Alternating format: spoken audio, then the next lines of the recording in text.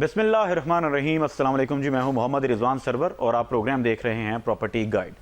नाज़रीन, आज के प्रोग्राम में हम बात करेंगे कि जब भी आपने प्रॉपर्टी ख़रीदनी है तो किन बातों का आपने ख्याल रखना है, आप लीगली किस तरह से महफूज होते हैं, और आप जब कॉन्ट्रैक्ट करते हैं यानी जो बाइंग सेलिंग कॉन्ट्रैक्ट होता है उसमें कौन सी शिकें होना ज़रूरी है। और इसी के साथ साथ आज के प्रोग्राम में हम बात करेंगे कि जो आपकी CNIC होता है, आपकी पर्सनल इन्फॉर्मेशन होती है, आपका ID कार्ड होता है, वो किस तरह से उसको मिसयूज़ किया जाता है। लिहाजा आपने वो गलतियां नहीं करनी कि कल को आपको नुकसान हो या फिर आपके साथ कोई फ्रॉडलेंट एक्टिविटी हो जाए। ब्रेक के बाद मेरे साथ मौजूद होंगे deputy director cyber crime FIA जनाब आसिफ इकबाल साहब। अभी वक्त हुआ एक छोटे से ब्रेक का, ब्रेक के बाद हाजिर होते हैं और गुफ्तगू का सिलसिला जारी रखते हैं। वेलकम बैक नाजरीन, आप प्रोग्राम देख रहे हैं प्रॉपर्टी गाइड और लाहौर स्टूडियोज में मुझे ज्वाइन किया है deputy director cyber crime wing FIA जनाब आसिफ इकबाल साहब ने। आसिफ साहब, क्या कहेंगे रियल एस्टेट सेक्टर की जब हम बात करते हैं तो इसमें तो बहुत ज़रूरी होता है कि आप अपनी पर्सनल इन्फॉर्मेशन शेयर करें, अपने CNIC इस्तेमाल किए जाते हैं और जब आप प्रॉपर्टी अपने नाम पर करते हैं, और ख़ास तौर पर जब ओवरसीज़ की हम बात करें वो तो अपनी ID कार्ड भेज दिया करते हैं। तो आसिफ साहब, इसमें क्या कहेंगे, ID कार्ड को भी मिसयूज़ कर दिया जाता है, तो ऐसी सूरत हाल में किस तरह से एक शख्स महफूज सरमायाकारी कर सकता है? देखिए जी, ओवरसीज़ के हवाले से सबसे पहली चीज़ तो ये है कि उनके ये दिमाग में होता है कि हम अपनी इन्वेस्टमेंट पाकिस्तान में लेके आएँ और पाकिस्तान में उनको तहफ़्फ़ुज़ देना सबसे ज़्यादा ज़रूरी होता है। जी हाँ। जो प्रॉपर्टी के हवाले से हमने खुद बहुत सारे ऐसे मामला देखे कि जिसमें ओवरसीज़ जो होते हैं वो अपना यहाँ पे घर बना के या बिल्डिंग बना रहे होते हैं और इस तरह के मैटर्स नज़र में आए कि उन्होंने अपना ओरिजिनल ID कार्ड किसी को दे दिया, इवन उस बंदे को दे दिया कि जो उनका घर का जो बिल्डर था, जो घर उनका बना रहा था, कॉन्ट्रैक्टर कह लें, बिल्डर कह लें उसको, तो उसने घर बना के और ओवरसीज को पता तब चला जब वो घर उसने ट्रांसफर उसके ओरिजिनल ID कार्ड के जरिए वो घर ट्रांसफर करवा लिया। इस तरह के और मैटर्स जो सामने आते हैं, लोग ID कार्ड को मिसयूज करते हुए कर्जा ले लेते हैं बैंकों से और एज विटनेस डाल लेते हैं उन लोगों को कि जिनका ID कार्ड ओरिजिनल उनके पास होता है। ओरिजिनल ID कार्ड से आगे की बात यह है कि मैंने इस पे एक दफ़ा एक मैसेज किया था, वीडियो मैसेज, कि आप अपनी जो ID कार्ड की कॉपी है वो जब तक उसको क्रॉस करके और उसके अंदर लिखेंगे नहीं फॉर जिस भी पर्पस के लिए आप admission use only, for FIA use only, for police station only, तो तब तक आप सबमिट नहीं करवाएं। जो ब्लैंक कॉपी आप सबमिट करा देते हैं वो कहीं पे भी यूज की जा सकती है, बैंकों के अंदर लोग उसको यूज कर लेते हैं। और इससे आगे एक और चीज क्या होती है, आपने सुना होगा कि आजकल सिम नहीं निकलती, सिलिकॉन का थंब इंप्रेशन जो होता है वो बना लिया जाता है फ्रॉडस्टर्स की तरफ से और वो उसको मिसयूज किया जाता है। तो यानी जो बंदा मुल्क से बाहर बैठा हुआ है उसका थंब यहाँ पे लग जाता है। कैसे लग जाता है? सिलिकॉन का बन के लग जाता है। तो इसलिए बेसिक आइडेंटिटी जो आपकी है, जो आपका ID कार्ड है, आपका पासपोर्ट है, जो भी डॉक्यूमेंट्स जो आपकी आइडेंटिटी के लिए ज़रूरी होते हैं, आपकी नेशनैलिटी के लिए ज़रूरी होते हैं, उनको सेफ और सिक्योर करके रखना ज़रूरी है और हर किसी के हाथ में नहीं देना आपने। बिल्कुल ठीक है। और इसी के साथ साथ यानी एक तो ये है कि ओरिजिनल ID कार्ड तो कतन नहीं देना, कॉपी के एतबार से भी बहुत से लोगों को इस चीज़ का अंदाज़ा नहीं है कि उसको क्रॉस किया जाए। तो नाज़रीन, बड़ा ज़रूरी है कि आप पर्पज़ लाजमी लिखें।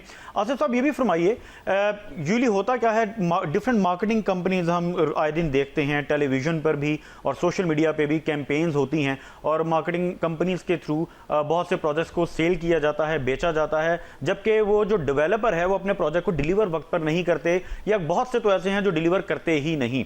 ऐसी सूरत में जो पाकिस्तान में सरमायाकारी की गई ओवरसीज़ की जानिब से या लोकल पाकिस्तानी की जानिब से भी, तो वो कहाँ पर स्टैंड करते हैं, वो किस तरह से एक्शन ले सकते हैं?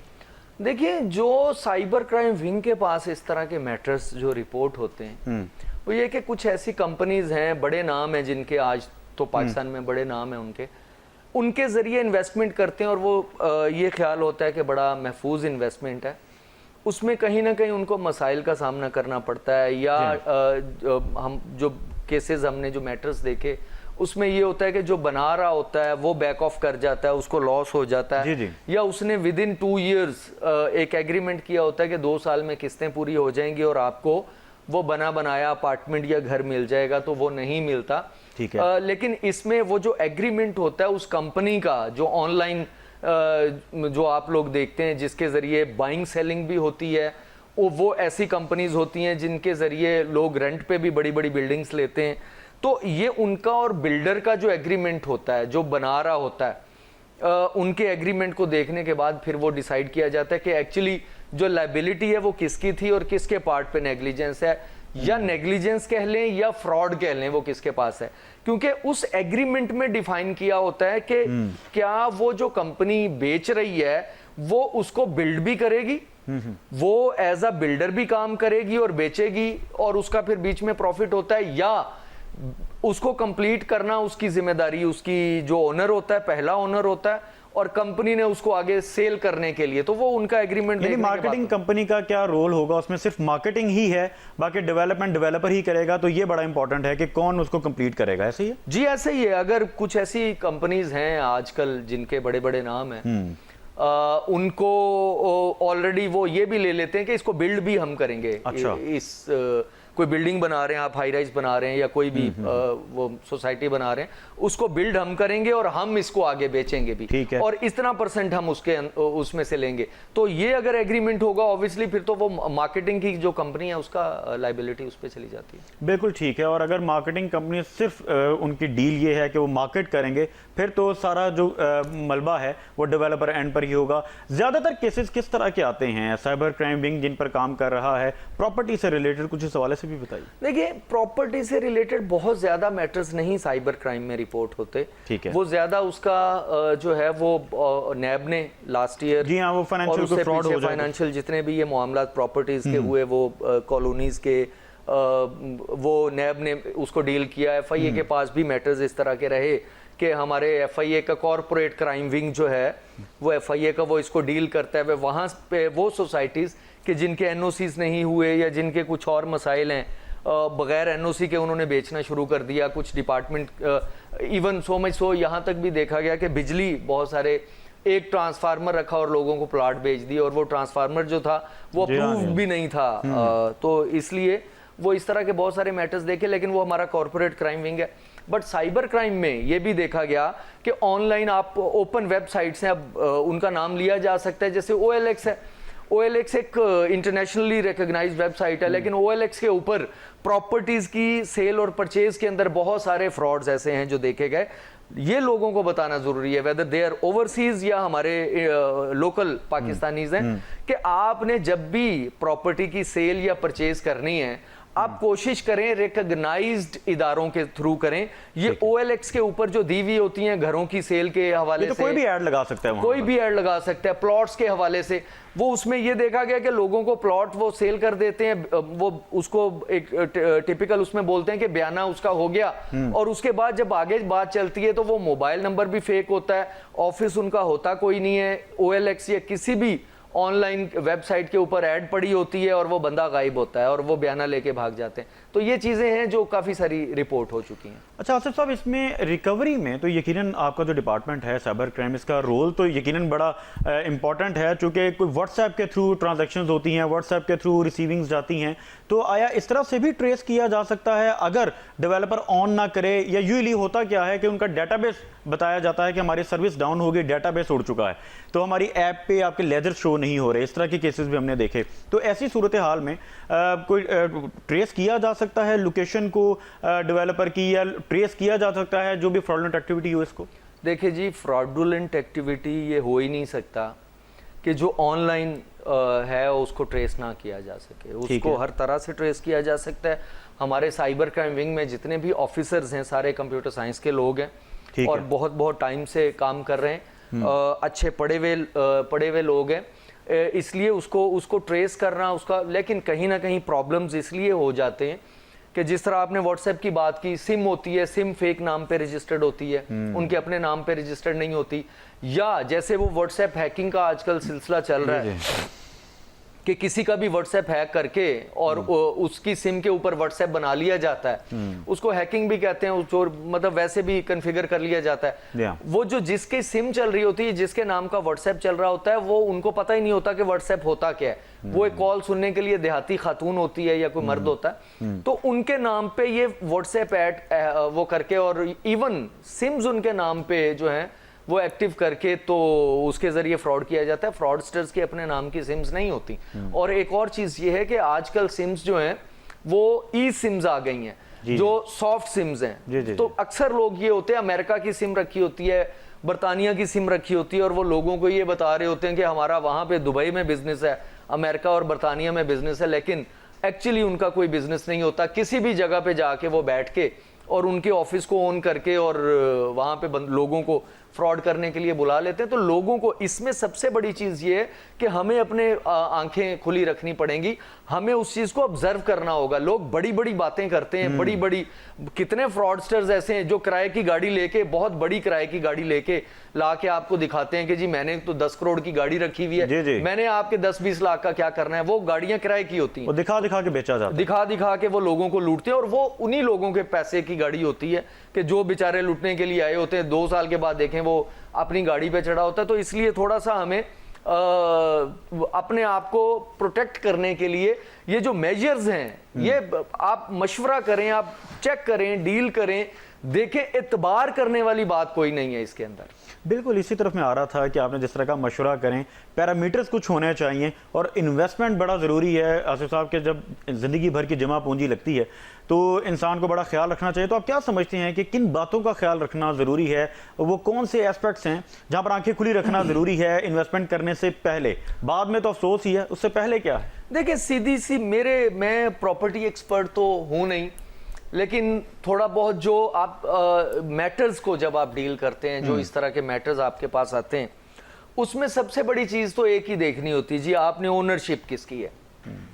जो बंदा आपके साथ डील कर रहा है वो ओनर है उस चीज का या नहीं। डॉक्यूमेंट्स आप ले लेते हैं, अक्सर लोग डॉक्यूमेंट्स ले लेते हैं, बट वो डिपार्टमेंट कंसर्न जो डिपार्टमेंट्स होते हैं, जैसे आप लाहौर में अगर बैठे हुए हैं तो LDA, इस्लामाबाद बैठे हुए CDA, आप इदारों से जाकर मुतल्लिका इदारों से वेरीफाई करवा लें तो वो उसके अब तो कंप्यूटराइज्ड हो गया आपका बहुत सारा सिस्टम जो है रेवेन्यू का, तो वहां से वेरीफाई करवाने के बाद आप फिर आगे पेमेंट करें या आगे लेके चीजों को चलेंगे। मेरा ख्याल है कि फिर सिक्योर रहेंगे आप। बिल्कुल ठीक है। और बड़ा इंपॉर्टेंट ये भी बता दीजिए कि अगर किसी के साथ कोई स्कैम हो जाए, और यकीनन हाउसिंग प्रोजेक्ट्स के स्कैम्स होते भी हैं और हम देख रहे हैं रिसेंट पास्ट में भी हुए, तो ऐसी सूरत हाल में क्राइटेरिया क्या है, किस तरह से एप्लीकेशन दी जाए? एक आम आदमी जो पाकिस्तान में मौजूद भी नहीं है, जो कि बड़ा ज़रूरी है, हम ओवरसीज़ की खास तौर पर अपने प्रोग्राम में बात करते हैं, वो किस तरह से एप्लीकेशन दे सकता है? कुछ क्राइटेरिया भी समझाइए।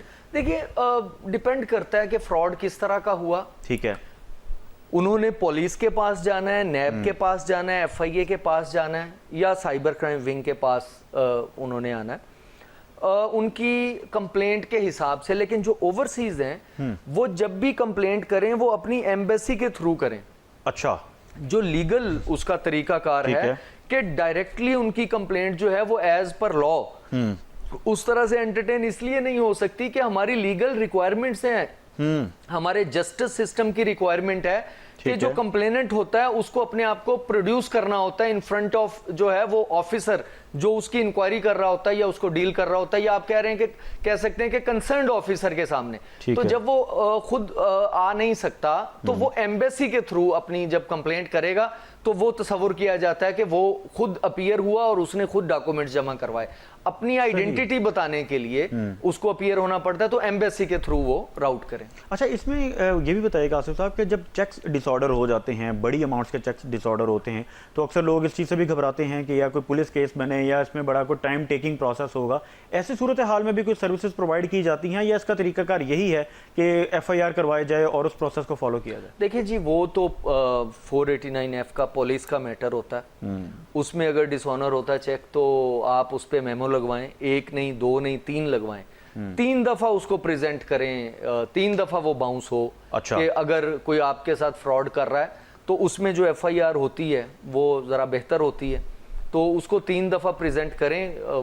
ये भी हो सकता है कि 1 दफा आपने प्रेजेंट किया और अमाउंट नहीं थी उस अकाउंट के अंदर, दूसरी दफा वो एक शायद वो तब अनइंटेंशनली भी हो जाए। 1 वीक के बाद उसको दोबारा प्रेजेंट करें, फिर अगले वीक के बाद दोबारा। अगर 3 दफा वो डिसऑनर हो जाता है तो उस पर जो FIR होती है वो फिर प्रॉपर यानी आप कह सकते हैं कि तगड़ी FIR होती है। बिल्कुल ठीक है। नाज़रीन, ये मालूमाती गुफ्तगू का सिलसिला इसी तरह जारी रहेगा। अभी वक्त हुआ एक छोटे से ब्रेक का, आप कहीं मत जाइए। वेलकम बैक नाज़रीन, आप प्रोग्राम देख रहे हैं प्रॉपर्टी गाइड, और ब्रेक के बाद लाहौर स्टूडियोज़ में हमें ज्वाइन किया है एडवोकेट हाई कोर्ट हैं और इसके साथ साथ मेंबर पंजाब बार कौंसिल हैं जनाब इरफान हयात बाजवा साहब। आपको वेलकम करते हैं। बाजवा साहब, बताइएगा कि सबसे पहले तो बड़ा ज़रूरी सवाल है, और हम अपने प्रोग्राम में ये सवाल पहले भी उठाते रहे हैं, कि जो एक प्रॉपर्टी का कॉन्ट्रैक्ट होता है, एक्चुअली जो वैलिड और ऑथेंटिक कॉन्ट्रैक्ट होता क्या है, इसके क्या इंग्रेडिएंट्स होते हैं, और ख़ास तौर पर कौन से पर्सन से ये हमें इस तरह का कॉन्ट्रैक्ट करना चाहिए जो जिनकी कोई कैपेसिटी भी हो, जो ऑथेंटिसिटी भी हो।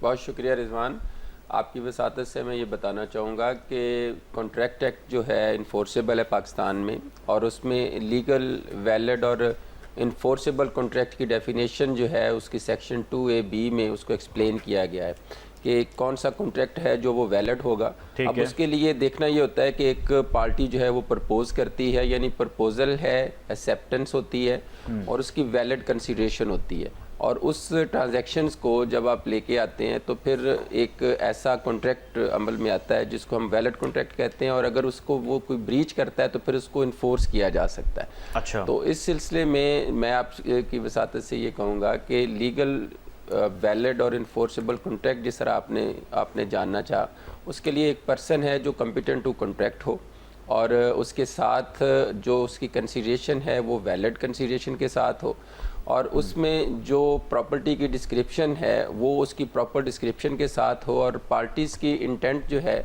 वो उसकी सेल एंड परचेज यानी प्रपोजल एक्सेप्टेंस के साथ और फ्री विल के साथ हो, ड्यूरस ना हो, उसमें किसी किस्म का दबाव ना हो, प्रेशर ना हो, और वो एक फ्री कंसेंट के साथ जो एग्रीमेंट होगा वो इन्फोर्सेबल कॉन्ट्रैक्ट की डेफिनेशन में आएगा। बिल्कुल ठीक है। इसमें मोस्टली केसेस आप बताइए किस तरह के प्रॉपर्टी से रिलेटेड आ रहे हैं जो एक्सपीरियंस कर रहे हैं आप इस कोर्स में। इसमें आप देखें कि जब हम प्रॉपर्टी की बात करते हैं तो डेफिनेटली सेल एंड परचेज़ के ऊपर जो डिस्प्यूट्स होते हैं वो सेलर हो या उसमें बायर हो, दोनों में अगर कोई ब्रीच करता है कॉन्ट्रैक्ट तो उसकी सूरत में उसको कोर्ट को रुजू करना पड़ता है। ठीक है। जो केसेस हमारे पास इस वक्त आ रहे हैं, या जिस केसेस को आप कह लें कि दीवानी मुकदमा कहा जाता है या सिविल सूट कहा जाता है, वो उसी की रोशनी में है कि अगर एक पार्टी कॉन्ट्रैक्ट करती है और दूसरी उसको ब्रीच करती है तो फिर उसमें सेक्शन 12 है स्पेसिफिक रिलीफ एक्ट की, उसमें उस कॉन्ट्रैक्ट की स्पेसिफिक परफॉर्मेंस का हम सूट फाइल करते हैं। अच्छा। और उसका जो प्रोसीजर है वो ये है कि आपने एक प्रॉपर प्लेंट की सूरत में एक लर्नड कोर्ट को जो है वो रुजू करना है, जिसके लिए आपको एक जो असिस्टेंस है वो रिक्वायर्ड होती है एक ऐसे लर्नड काउंसिल की जो गो थ्रू हो इन लॉज के हवाले से। जब कोई भी आप सिविल सूट में जाएंगे, कॉन्ट्रैक्ट को लेके जाएंगे, तो जो एक काउंसिल हैं जो समझते हैं इन चीज़ों को, जो सिविल के हवाले से कॉम्पिटेंट हैं और जिनको अल्लाह ने इल्म और खैर का तजर्बा दे रखा है, वो देखते हैं कि एक हमने अगर एग्रीमेंट की बुनियाद के ऊपर सूट बनाना है तो उसके ऊपर 5 से 6 एक टाइम में हम लॉज को डिस्कस करते हैं। ठीक है। उसमें हम कॉन्ट्रैक्ट एक्ट को डिस्कस करते हैं, जिस तरह आपने कहा कि वैलिड लीगल इन्फोर्सेबल कॉन्ट्रैक्ट है। उसके बाद अगर उसमें कोई लिमिटेशन है यानी स्टिपुलेटेड टाइम था, डेट थी, वो गुजर गई है और वो उसके गुजरने के बाद उसकी सिचुएशन जो है वो वैलिड कॉन्ट्रैक्ट से वाइडेबल कॉन्ट्रैक्ट के ऊपर चली गई है, उसको देखना है। अगर उसमें कोई पोजेशन जो है वो पार्शली ट्रांसफ़र हुआ under the term and condition, तो उसमें सेक्शन 53A को हम लोग देखते हैं कि उसकी फिर जो है वो प्रोटेक्शन उसके तहत चली जाएगी। उसी के साथ साथ स्टम्प एक्ट को हम देखते हैं कि उसके ऊपर वैलिड जो है रिक्वायर्ड स्टम्प एक्ट के मुताबिक जो है वो उसका प्रोसेस और प्रोसीजर अडॉप्ट उसको किया गया। ये सारी चीज़ों के बाद एक प्रॉपर प्लेंट जो है वो हम फाइल करते हैं बिफोर द कोर्ट, जिसमें प्रेयर होती है कि जो रिस्पोंडेंट या डिफेंडेंट है उसको इन्फोर्स किया जाए कि वो अपनी ऑब्लिगेशन परफॉर्म करे, और अगर वो फेल होता है to perform his part of obligation तो लर्नड कोर्ट जो है वो फिर उसको परफॉर्म करे थ्रू हिज रिप्रेजेंटेटिव। अच्छा, इसमें ये भी बताइएगा बाजवा साहब, यकीनन इस तरह के भी बहुत सारे केसेस होंगे जब फ्रॉडलेंट एक्टिविटी हो जाती है। ख़ास तौर पर हम देखते हैं कि डिफरेंट हाउसिंग प्रोजेक्ट्स हैं, वो फाइल सेल परचेज वहाँ पर होती है और आसान एक साथ में प्लॉट दिए जाते हैं, घर दिए जाते हैं, मगर वो डिलीवर नहीं किए जाते और वक्त पर पोजेशन नहीं दिया जाता, या फिर बहुत से केसेस ऐसे भी हमने देखे कि वो वक्त गुजर चुका है, अदायगी हो चुकी है, मगर ऑन ग्राउंड रियलिटी कुछ और है। तो ऐसी सूरत में रिकवरी के लिए बहुत सारे लोगों ने कोर्ट से रुजू किया होता है। तो आपने क्या देखा कि ऐसी सूरत हाल में एक तो पहले क्राइटेरिया बता दीजिए कि कोर्ट से कैसे रिजू करना है जिन लोगों को अभी तक नहीं पता, और रिकवरी के तौर पे क्या शिकें क्या हैं, किस तरह से काम हो रहा है? अच्छा देखें, इसमें कोर्ट से रुजू करने के हवाले से जैसे मैंने पहले वाज़ा किया, रिकवरी के हवाले से 2-3 चीज़ें हैं जी। एक तो अगर आपने उस बंदे से जिससे आपने वो डील की है उससे कोई आपने नेगोशिएबल इंस्ट्रूमेंट साइन करवाया, लाइक प्रो नोट है या आपके पास चेक है, तो उसकी रिकवरी का प्रोसीजर बिल्कुल डिफरेंट है। एक ये है कि अगर आपका कोई कॉन्ट्रैक्ट है और उसकी सूरत में कंसिडरेशन आपने पे की और आपके पास कोई ऐसा नेगोशिएबल इंस्ट्रूमेंट नहीं है जैसे प्रो नोट और चेक का मैंने जिक्र किया, तो उसके लिए फिर सिविल कोर्ट से आप रजू करते हैं एक रिकवरी सूट की सूरत में। चेक्स की सूरत में एक प्रोटेक्शन होती है ज़्यादा, या प्रो नोट की सूरत में प्रोटेक्शन है कि चेक जो है उसकी बुनियाद के ऊपर अगर वो डिसऑन होता है तो आपके पास 2 रेमेडीज़ होती हैं। अच्छा। एक रेमेडी ये है कि आप उसमें पाकिस्तान पिनल कोड के तहत एक अमेंडमेंट आई 2005 में जिसमें 489F PPC को इंट्रोड्यूस करवाया गया। उसमें ये कहा गया कि अगर चेक डिसऑन होता है ड्यू टू इनसफिशिएंट फंड और वो चेक इशूड हुआ होता है रीपेमेंट ऑफ अ लोन और फुलफिलमेंट ऑफ एन ऑब्लिगेशन, तो उसके ऊपर बाकायदा फिर वो एक कॉग्निजेबल ऑफेंस है जिसकी पनिशमेंट जो है वो 3 साल तक है, और उसमें फिर FIR दर्ज होती है जिसके ऊपर फिर उस बंदे को जिसने जिसका चेक था और डिसऑनर हुआ है उसके ऊपर बार होता है कि वो बताए कि मैंने ये चेक क्यों दिया, अगर मैंने दिया तो मैंने ऑब्लिगेशंस जो थी वो अपनी पूरी की है या नहीं की। उस सिलसिले में जब कोर्ट ऑफ लॉ में भी बात आए तो देखा जाता है कि आया ये चेक जो है वो इस बंदे के अकाउंट का है, साइन इसके ऊपर इसके एडमिट करता है और ये डिसऑन हुआ है ड्यू टू इनसफिशिएंट फंड। ये 3 उसकी बेसिक चीज़ें हैं। उसके साथ साथ चेक के ऊपर जो है वो नेगोशिएबल इंस्ट्रूमेंट, जिस तरह मैंने अर्ज किया, तो एक ऑर्डर 37 का सूट होता है जिसको हम समरी सूट के तौर पे भी ट्रीट करती है कोर्ट, और वो विद इन 6 मंथ जो है वो डिसाइड होना, और वो एडिशनल डिस्ट्रिक्ट जज के पास होता है। वेरी इंपॉर्टेंट कि वो एडिशनल डिस्ट्रिक्ट जज के पास होगा, और उसमें अगर रिस्पोंडेंट यानी डिफेंडेंट पेश होता है तो उसमें उसको स्पेशल लीव टू कंटेस्ट जो है उसके लिए दरख्वास्त दायर करनी पड़ेगी। ठीक है। अगर जस्टिफाइड रीजंस नहीं है तो उसको लीव टू कंटेस्ट नहीं अलाउ होगी और केस स्टेट में आपका डिग्री हो जाएगा। ये बेसिकली रिकवरी का प्रोसेस है। जो मैंने 489F PPC की आपसे बात की और उसका जिक्र किया, वो पनिशमेंट है उसके उस एक्ट की, उसके उस ऑफेंस की कि जिसकी बुनियाद के ऊपर वो चेक डिसऑन हुआ। अच्छा, कुछ आसान कर दीजिए इस चीज़ को भी, जिस तरह आपने चेक डिसऑर्डर की बात की। प्रॉपर्टी में तो बहुत से केसेस ऐसे होते हैं कि चेक्स दे दिए जाते हैं और फाइल्स ले ली जाती हैं, चूँकि एक ट्रेडिंग का कॉन्सेप्ट भी है रियल एस्टेट में, तो बाद में चेक्स डिसऑर्डर होते हैं या उस पर टाइम टेक किया जाता है। अगर इसका क्राइटेरिया ये हो, जिस तरह से हम पहले बात कर रहे थे FIR से रिलेटेड, कि FIR करवा ली जाए और FIR में ही डिले आ जाए, तो उसमें कोर्ट से किस तरह से रिजू किया जा सकता है, ये क्राइटेरिया समझा दीजिए। और इसके साथ साथ ये इसमें कोई पैरामीटर्स भी होते हैं कि इसकी कोई डेडलाइन भी है कि ये 1 माह में 2 माह में इस केस को कंप्लीट किया जाए। बहुत शुक्रिया। चेक के हवाले से मैं ये बताऊं कि चेक के ऊपर अगर डेट आपने उसके ऊपर तारीख मेंशन्ड है तो उस तारीख पे जो मेंशन्ड है विद इन 6 मंथ आपने उस चेक को जो है वो बैंक में पेश करना है for encashment with in 6 month. अच्छा। अगर आप उसको विद इन 6 मंथ नहीं पेश करते तो वो टेक्निकली बैंक उसको बाद में एक्सेप्ट नहीं करेगा, और उसके ऊपर फिर वो डिसऑनर स्लिप जो लगेगी वो ना तो उसकी इनसफिशिएंट फंड की होगी ना किसी बैंक क्लोज ट्रांजैक्शन की। वो कहेंगे कि ये चेक जो है वो स्टेल है, मतलब ये यानी जिस डेट का वो चेक है उससे विद इन 6 मंथ आपने उसको पेश करना है। अगर वो डिसऑन हो जाता है ड्यू टू इनसफिशिएंट फंड या ऐसी रीजंस में, तकरीबन 21 रीजंस के करीब बैंक के पास जब वो चेक डिसऑन करता है तो स्लिप्स की रीजंस होती हैं, जिसमें से 1 2 3 लाइक 21 रीजंस के ऊपर वो कर सकता है। ठीक है। उसके बाद अगर वो डिसऑन हो गया तो फिर अमूमी हमारे मुआशरे में ये होता है कि जिसका चेक डिसऑन होता है पार्टी उससे रब्ता करती है और लिटिगेशन से अवॉइड किया जाता है, और वो कहा जाता है कि यार ये जो है वो हमारी अमाउंट है, ये आप हमें पे कर दें। लेकिन अगर वो डिले करते हैं या वो कहते हैं जी हमें 10 दिन दें, 20 दिन दें, महीना दें, 2 दिन, तो बाज़ दफ़ा इखलाकी तौर पे पंचायत, आर्बिट्रेशन और इसकी तरफ लोग रिजू करते हैं, उसमें डिले होता है। लेकिन उस डिले के ऊपर चूंकि ये एक फाइनेंशियल ऑब्लिगेशन है, ऑफेंस उसी दिन कमिट हो जाता है जिस दिन चेक बैंक में पेश हुआ और डिसऑन हुआ। जब FIR अगर डिले के साथ भी होती है तो उसमें क्वेश्चन ज़रूर आता है लीगली कि आपने 2 माह या 3 माह बाद क्यों करवाया। इवन 2-2 साल बाद भी चेक के ऊपर मुकदमे दर्ज हो जाते हैं अगर वो विद इन दैट पीरियड डिसऑन हुआ हो। और अक्सर तो वाजह लोग इखलाकी तौर पर नहीं कोई केस करते या FIR करते हैं कि शायद थोड़ा टाइम दे दिया जाए, इस हवाले से भी तो मसले मसाइल बनते हैं। ऑब्वियसली इस हवाले से मसले बनते हैं, लेकिन चूंकि हमारा कस्टम, हमारी सोसाइटी, हमारे सिस्टम में ये बात है कि पहले तौर पे कोशिश की जाती है कि लिटिगेशन से बचा जाए और पैसे जो है वो रिकवर हो जाए। उसमें पंचायत, बरादरी, दोस्त, अहबाब ये रोल अदा करते हैं। ठीक है। लेकिन इसको भी कोर्ट, जब कोर्ट ऑफ लॉ में जाया जाए तो वो कंसीडर करते हैं, अगर वो डिले की ग्राउंड अक्यूज साइड ले भी तो जैसा बान कोर्ट भी ये देखती है कि जी ठीक है ये बात कि जी 6 माह बाद आए हैं कोर्ट के अंदर, लेकिन हम समझते हैं कि मुआशरे में ये प्रैक्टिस है कि लोग अवॉइड करते हैं थाना और कचहरी और कोर्ट से और अपनी अमाउंट की रिकवरी के लिए कोशिश करते हैं कि आर्बिट्रेशन प्रोसेस से हो जाए। अगर नहीं है तो वो आ गए तो फिर ये डिले इतना फैटल नहीं होता। बिल्कुल ठीक है। हाँ। अच्छा ये भी बता दीजिए, जब कॉन्ट्रैक्ट होता है तो उसमें कौन सी शिकें ज़रूरी हैं जो एक आम आदमी को भी पता हो कि वो चेक कर ले कॉन्ट्रैक्ट को कि आया ये ऑथेंटिक है। चलें वो तो हम एक अपने लॉयर को भी साथ रख सकते हैं, एक लीगल, जिसमें आपने पहले एक मशवरा दिया, लेकिन एक अंडरस्टैंडिंग के लिए कौन सी शिकें होनी ज़रूरी? आज फर्स्ट ऑफ ऑल तो ये है कि आपके पास जो बंदा बेचने वाला है उसकी कंप्लीट इन्फॉर्मेशन होनी चाहिए, लाइक उसका CNIC आपके पास हो। ठीक है। उसके बाद आप देखें कि वो बंदा कॉम्पिटेंट टू कॉन्ट्रैक्ट है, लाइक वो माइनर नहीं है, वो इनसेन नहीं है, वो अंडरस्टैंड कर रहा है चीज़ों को, वो उसके पास इंडिपेंडेंट एडवाइस है।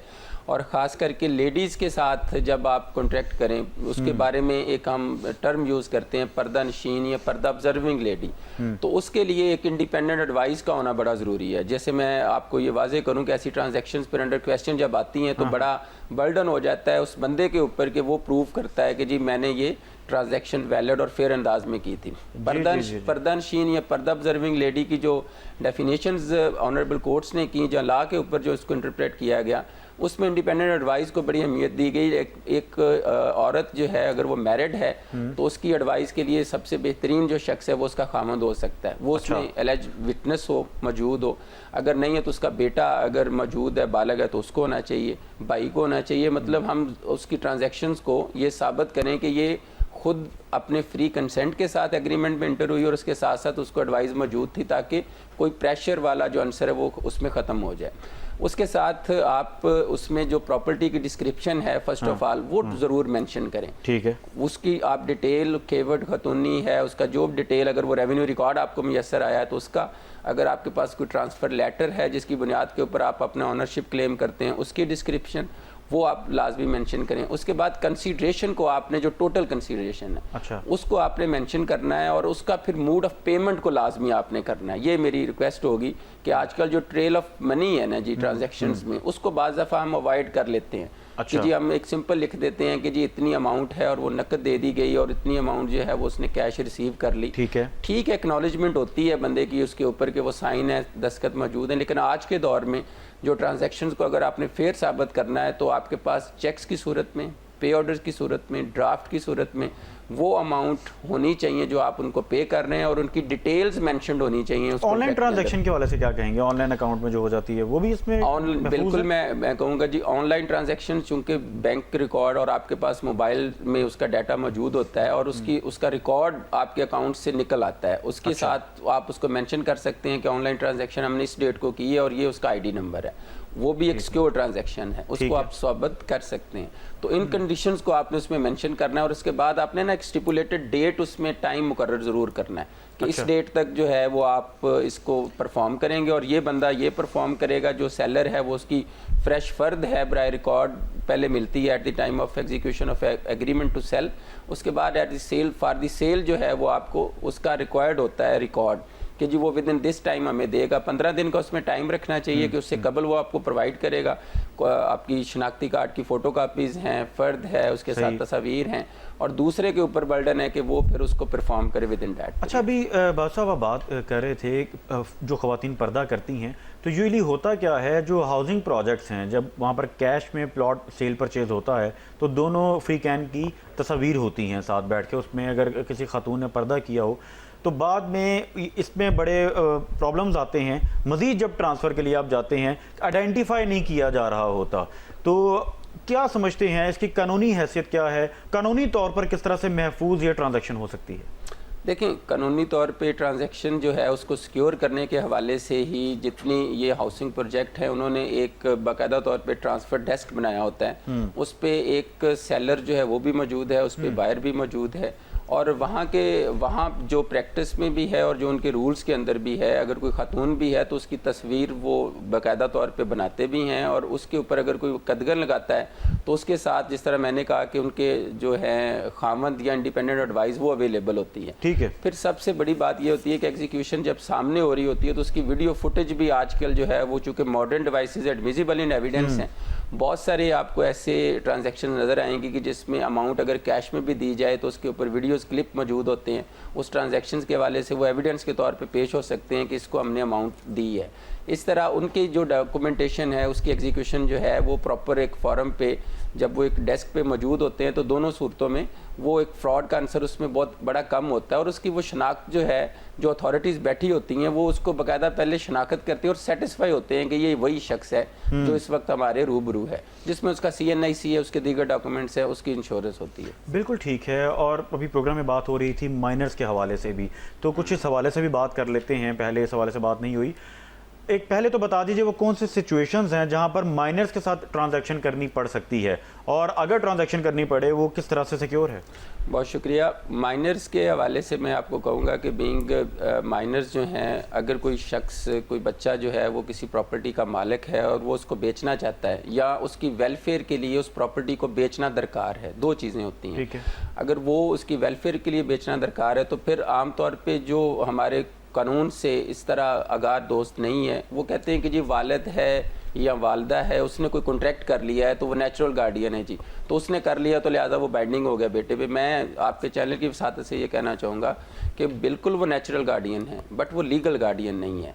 अगर आपने माइनर से कोई ट्रांजैक्शन करनी है तो उसके लिए इंश्योर करें कि जो बंदा आपके साथ ट्रांजैक्शन कर रहा है वो लीगल गार्डियन अपॉइंट हुआ हो फ्रॉम द कॉम्पिटेंट कोर्ट। उसके लिए अगर वालिद भी है तो उसके लिए भी बाइंडिंग है कि वो जाए उस प्रॉपर्टी से रिलेटेड जिसके मुतल्लिक वो वेलफेयर ऑफ माइनर की बुनियाद पे उसको बेचना चाहता है, आगे ट्रांसफ़र करना चाहता है, तो कोर्ट से रिज्यू करेगा। यानी पहले डॉक्यूमेंटेड हो ये चीज़, डॉक्यूमेंटेड, और वो लीगल तौर पे गार्डियन हो, नेचुरल गार्डियन ना हो, लीगल गार्डियन हो, उसका गार्डियनशिप सर्टिफिकेट आप उससे लें, उसके बाद आप उसके साथ कॉन्ट्रैक्ट करेंगे और उसकी फिर जो परमिशन होगी उसकी माइनर की सेल एंड परचेज की, वो भी कोर्ट देगी, और उस कोर्ट में फिर वो ड्राफ्ट सबमिट होता है, और वो ड्राफ्ट सबमिट जो कोर्ट उसको अप्रूव करेगी देन वो सेल डीड के प्रोसेस से गुजरेगा।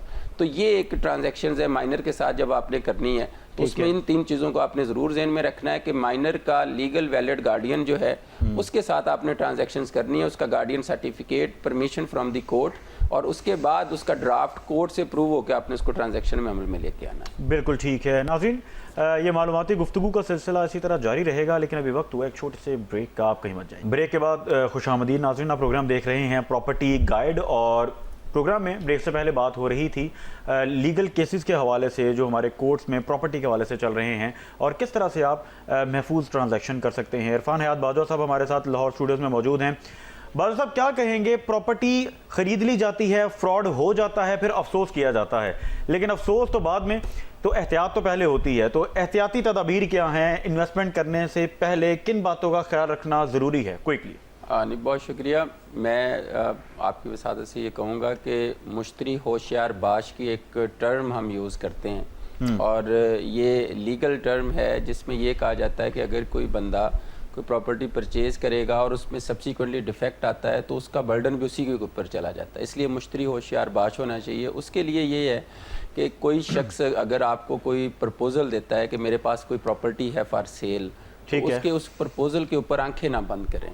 आप उस प्रॉपर्टी को जिसको उसने आपके सामने पेश किया उसकी डिटेल्स उससे ज़रूर लें। ठीक है। उसके बाद अगर वो प्रॉपर्टी किसी रेवेन्यू रिकॉर्ड से, किसी मौजे से मुताबिकत रखती है तो खुद जाके उसके हल्का पटवारी से मिलें या अपना कोई काबिल एतमाद बंदा भेजें, उसकी दी हुई इंफॉर्मेशन को आप वहाँ से वेरीफाई करें, और उसके बाद उसका एक, यानी अगर कोई इंतकाल की बुनियाद पर म्यूटेशन आपको प्रोवाइड करता है तो उसका एक परत पटवार होता है और एक परत सरकार होता है। उन दोनों सूरतों में आप मुतलका जो तहसील कोर्ट है वहाँ से भी जाकर उसका रिकॉर्ड वेरीफाई कर सकते हैं। इसी तरह कंप्यूटराइज्ड डाटे पे आप कर सकते हैं। फिर आप देखें, वेरीफाई करें कि जो शख्स आपको ABC कोई भी अपना नाम बता के कह रहा है कि मैं मालिक हूँ, उसके बारे में भी आप प्रॉपर तस्दीक। पहले तो उस शख्स की वेरिफिकेशन होनी चाहिए। शख्स की वेरिफिकेशन होनी चाहिए कि क्या ये वही शख्स तो नहीं है। आजकल ना जाली शनाख्ती कार्ड बन जाते हैं। आजकल एक बंदा अपने आप को चीटिंग विद पर्सोनेशन में ला के आपसे लाखों करोड़ों रुपए लेके चला जाता है, बाद में पता चलता है कि ये तो वो शख्स ही नहीं था। जिसके साथ हमने कॉन्ट्रैक्ट किया और उसका कॉन्ट्रैक्ट के ऊपर साइन, अंगूठा, गवाहान सब होते हैं, लेकिन वो बंदा ही वो नहीं होता ओरिजिनल जिसके जो मालिक होता है। उसके बाद पता चलता है कि ये प्रॉपर्टी का मालिक तो कोई और था।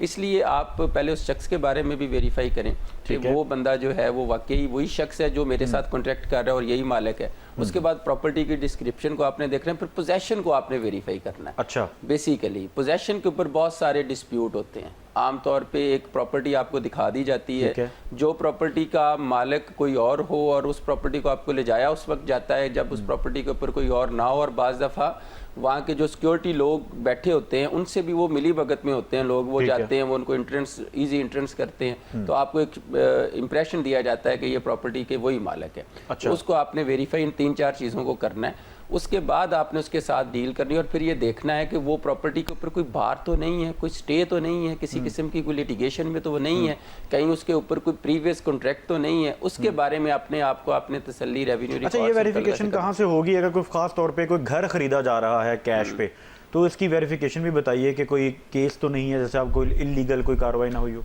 देखें, दो चीज़ें हैं। अगर तो आप किसी रजिस्टर्ड जो हाउसिंग स्कीम है उससे आप परचेज़ करें, लाइक LDA से अप्रूव्ड है, तो फिर आपको LDA से उसके एक बाकायदा फाइल है, यहाँ से जाके एक लीगल डिपार्टमेंट से इंफॉर्मेशन लेनी होगी कि इसका ओरिजिनल मालिक कौन है, ये किसको सबसे पहले अलाट हुई, उसके बाद सब्सिक्वेंट कॉल बना, अब कौन है, और इसके ऊपर कोई बार है कि नहीं। क्योंकि अगर कोई बार हो तो उनके कंप्यूटर रिकॉर्ड के अंदर मौजूद होता है कि इसके अंदर इसके ऊपर कोई लिटिगेशन पेंडिंग है और वो फलां कोर्ट में भी उसकी डिटेल्स हैं। इसी तरह रेवेन्यू रिकॉर्ड के अंदर अगर किसी प्रॉपर्टी के ऊपर कोई स्टे है तो उसका एक रपट रोजनामचा वाकयाती होती है जिसमें रेड इंक के साथ दर्ज होता है कि इसके ऊपर स्टे है, उसमें अदालत का नाम भी मेंशन होता है, पार्टीज नेम भी होते हैं। अच्छा। इसी तरह कंप्यूटराइज जो डाटा है उसके ऊपर जब आपके किसी ऑनरशिप को आप लेके जाएंगे, वो वेरीफाई करके तो कंप्यूटर के अंदर भी वो अंदराज करते हैं ADLR मुतलका, वो आपको अदालत का नाम भी बताएंगे, उसके ऊपर पार्टीज नेम भी बताएंगे और डेट भी बताएंगे जिस डेट को वो दर्ज हुआ हुआ है। अगर ये नहीं है तो फिर वो प्रॉपर्टी क्लियर है, उसका NOC आपको रिक्वायर्ड होता है, नो ऑब्जेक्शन सर्टिफिकेट जारी करता है मुतलका सब रजिस्ट्रार। तो अगर वो जारी होता है तो फिर आप उसको क्लियर समझेंगे। अदरवाइज अगर कोई बार है तो वो वहाँ से आपको इन्फॉर्मेशन मिलेगी, उसके बाद आप कोर्ट से उसको वेरीफाई कर सकते हैं। अच्छा, जिस तरह फरमा रहे हैं, फॉर एग्जांपल लाहौर की हम बात कर लेते हैं, LDA के अंडर है, तो उसकी तो पूरी फाइल बनती है और फाइल में पूरा रिकॉर्ड होना बड़ा ज़रूरी है कि उसके की हिस्ट्री हो, यानी जितनी ट्रांजैक्शन हुई हैं, इससे प्रीवियस जो बायर्स थे वो कौन है, उसी के बाद ये NOC मिलेगी। सही फरमा रहा हूँ? ऑब्वियसली आपने बिल्कुल दुरुस्त कहा। LDA के पास हर चीज़ का रिकॉर्ड मौजूद होता है और वो बाकायदा फाइल की सूरत में आपको टोटल इन्फॉर्मेशन मुहैया करते हैं। वहाँ पे अगर कोई स्टे है या बाज़ दफ़ा कोई बंदा जो है वो चीट आपको कर रहा है और वो फाइल के ऊपर वो मालिक नहीं है, उसकी भी बाकायदा आपको वेरिफिकेशन। ऐसी सूरत में तो ट्रांसफ़र ही नहीं होगी, ऑब्वियसली वो ट्रांसफ़र नहीं होगी। बिल्कुल ठीक है। इसमें बादशाह साहब ये भी बताइए कि प्रॉपर्टी में जब कोई कॉन्ट्रैक्ट होता है, यकीनन वो कुछ शराइत पर कॉन्ट्रैक्ट होता है 2 फ्रीकैन में, तो अगर ब्रीच ऑफ कॉन्ट्रैक्ट हो जाए, कोई एक शख्स कॉन्ट्रैक्ट को बिल्कुल उसे एग्जिट प्लान ले ले और वो नोटिस में भी ना हो, तो ऐसी सूरत में किस तरह से कार्रवाई हो सकती है? ऐसी सूरत में किस तरह से एक्शन लिया जा सकता है? आज इसमें चूंकि रिटर्न कॉन्ट्रैक्ट में ऑब्लिगेशंस होती हैं और ड्यूटीज़ होती हैं दोनों पार्टीज़ के ऊपर। अगर एक पार्टी जो है वो उससे मुनहरफ हो गई है तो दूसरी पार्टी को सबसे पहले उसे एक लीगल नोटिस सर्व करना चाहिए कि भाई आपका मेरा और ये एक वैलिड लीगल इन्फोर्सेबल कॉन्ट्रैक्ट था, ठीक है, जिसमें मैंने अपना पार्ट परफॉर्म कर दिया है या मैं अपना पार्ट परफॉर्म करने को तैयार हूँ, और विद इन दिस पीरियड आपने अपना पार्ट परफॉर्म करना था जो आपने नहीं किया, तो आपको 7 दिन का 10 दिन का ग्रेस पीरियड और दिया जा रहा है, तो आप इस पार्ट को परफॉर्म करें। अगर वो उस लीगल नोटिस की रिप्लाई में अपना पार्ट परफॉर्म नहीं करते तो देन आपके पास रुजू होता है कि आप फिर कॉम्पिटेंट कोर्ट से रुजू करते हैं। अच्छा, उसमें फिर आपके पास उस एग्रीमेंट में स्पेसिफिक परफॉर्मेंस का सूट आप फाइल कर सकते हैं, जिसकी बुनियाद पे पहले भी मैंने आपसे अर्ज की कि आप फिर प्रेयर करते हैं कि जी ये हमारा कॉन्ट्रैक्ट है, इसका पार्ट मैंने परफॉर्म कर दिया, रेस्ट ऑफ कॉन्ट्रैक्ट जो है उसको मैं परफॉर्म करने के लिए तैयार हूँ और इस बंदे को बाउंड किया जाए कि वो करे। ये स्पेसिफिक परफॉर्मेंस का सूट होता है। एक जो इसमें बात है वो ये है कि आपके इस प्रोग्राम की वसात से बता दूं कि आमतौर पे हम जो एग्रीमेंट टू सेल करते हैं उसमें एक अर्निएस्ट मनी होती है जिसको हम ज़र बयाना कहते हैं। उसके बाद एक टोटल या settle consideration rest of amount at the time of execution of sale deed होती है। ये तय होती है ना दो चीज़ें।